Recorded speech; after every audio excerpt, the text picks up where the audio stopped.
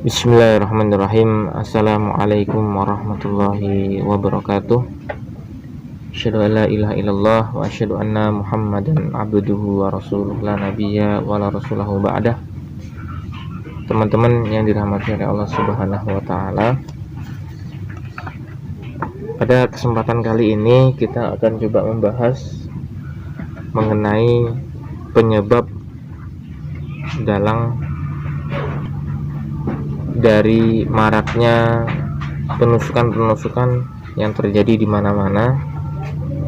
Bahkan kabar terakhir ya, itu seorang syekh yang sedang menjadi khatib di Masjidil Haram, itu ada upaya dari salah satu jamaah untuk melukainya ya. Tapi alhamdulillah Allah Subhanahu wa taala melindungi beliau, jadi dihalau oleh bagian keamanan yang sana. Maka kita coba untuk menganalisa, jadi seorang mukmin itu menjadi orang mukmin yang cerdas, saudaraku. Bagaimana faktanya, bagaimana datanya, lalu kita menganalisa ya. Kemungkinan yang terjadi ini penyebabnya apa? Karena seorang mukmin itu dituntut untuk juga berpikir, jadi mukmin yang cerdas.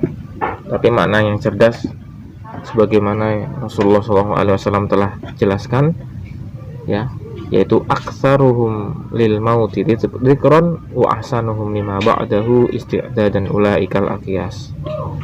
Seorang mukmin itu yang sebenarnya yang cerdas itu adalah seorang mukmin yang banyak mengingat kematian, lalu ia mempersiapkannya untuk menghadap kematian tersebut.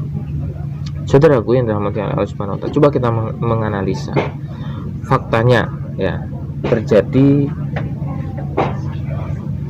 di banyak tempat, tidak hanya satu, terjadi di banyak tempat, yaitu tragedi penusukan yang dilakukan oleh seseorang yang kita nggak tahu siapa ini, itu ingin mencederai, bahkan sudah ada yang cedera ya dengan pisau, dengan tusukan itu, yaitu imam masjid yang disasar. Bahkan sempat ada di video ya.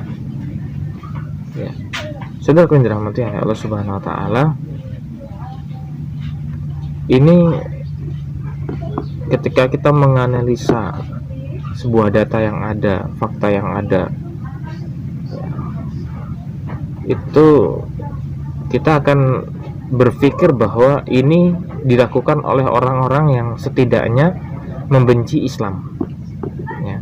Karena yang disasar adalah imam, para khatib, yang itu adalah di depan ya, umat, di depan masyarakat muslim untuk mengimami mereka dalam sholat ya. Maka kita analisa, dan ternyata tidak hanya faktanya, tidak hanya terjadi di Indonesia saja, bahkan di luar negeri, di Arab Saudi, kabar kemarin itu hampir saja juga sebagaimana kita di Indonesia, yang disasar ada para imam, para khatib. Maka sudah yang dirahmati oleh Allah Subhanahu wa taala, ketika kita melihat ya, sejarah,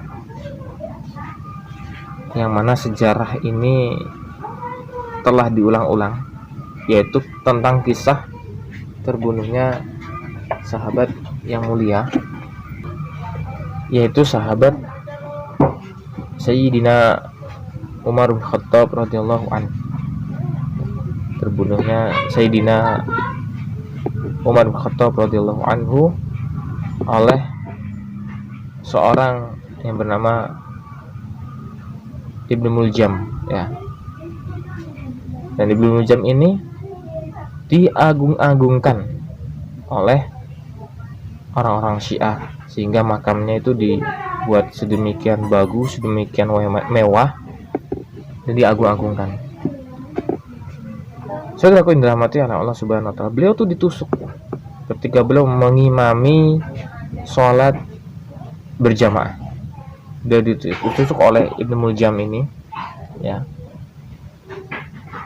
Dan disitulah asbab wafatnya beliau ya lewat tusukan dari Ibnu Muljam ini. Dan Ibnu Muljam itu diagung-agungkan sekali oleh orang-orang Syiah. Dan faktanya juga ternyata ada doa khusus untuk melaknat sahabat Umar bin Khattab radhiyallahu anhu dan sahabat Abu Bakar As-Siddiq radhiyallahu anhu yang mulia. Nah, ini korelasi benang merah yang saling menyambung ya saudaraku. Fakta Umar, data Umar tentang terbunuhnya sahabat Umar yang mulia ini oleh Ibnu Muljam, dan ilmu Muljam itu diagung-agungkan oleh Syiah. Dan juga ada doa untuk melaknat sahabat Umar bin Khattab radhiyallahu anhu dan sahabat Abu Bakar As-Siddiq radhiyallahu anhu yang mulia. Itu ada sisi kesamaan dalam sisi benang merahnya. Ya, ini ada apa? Ya. Pembunuhan, penusukan imam itu sudah terjadi di zamannya sahabat sahabat Umar bin Khattab radhiyallahu anhu. Dan yang menusuknya diagung-agungkan. Nah, realitas sekarang juga seperti ini. Ya, para imam-imam masjid ya, di Indonesia itu beberapa kali itu diteror oleh orang-orang yang katanya gila, ya ditusuk lah, ya. Dan terakhir yang kemarin kabar seorang khatib di Arab Saudi ingin ya ditusuk juga, ingin ya dicelakakan juga. Nah, maka kesamaan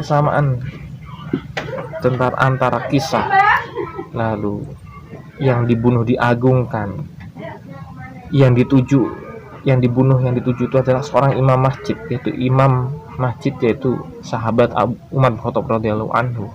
Dan realitas sekarang adalah orang-orang soleh yang menjadi imam itu ditusuk juga.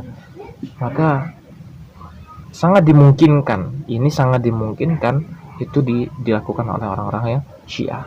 Ketika kita melihat realitas sejarah dan kita korelasikan pada saat ini, ya itu sangat dimungkinkan. Karena kalau kita langsung mungkin menjas, ya langsung kita menuduh, atau kita juga belum mengproses secara mendalam.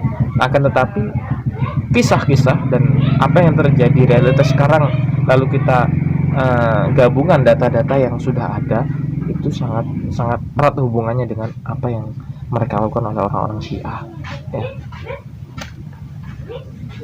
Sudah aku dirahmati oleh Allah Subhanahu wa taala. Karena zaman sejarah itu yang berubah adalah orangnya, waktunya. Adapun di sana ketika zamannya Rasulullah Shallallahu Alaihi Wasallam, di zamannya para sahabat, itu ada orang-orang munafik, ada orang-orang pembenci Islam, ada orang yang berbaju Islam, akan tetapi ia ingin merusak Islam lewat dalam. Itu ada juga. Di zamannya Nabi ada Abdullah bin Ubay bin Salul, seorang munafik. Orang munafik itu kekal di neraka, saudaraku. Makanya kita berlindung dari pemahaman-pemahaman yang kotor ini, dari kejahatan-kejahatan mereka. Ya, mudah-mudahan kaum muslimin, para imam, para khatib itu Allah jaga, agar para ulama yang berada di Nusantara khususnya itu tetap menjaga warisan para nabi dan memperjuangkan agar syariat Allah Subhanahu wa taala ini tegak di muka bumi. Barakallahu fikum. Wassalamualaikum warahmatullahi wabarakatuh.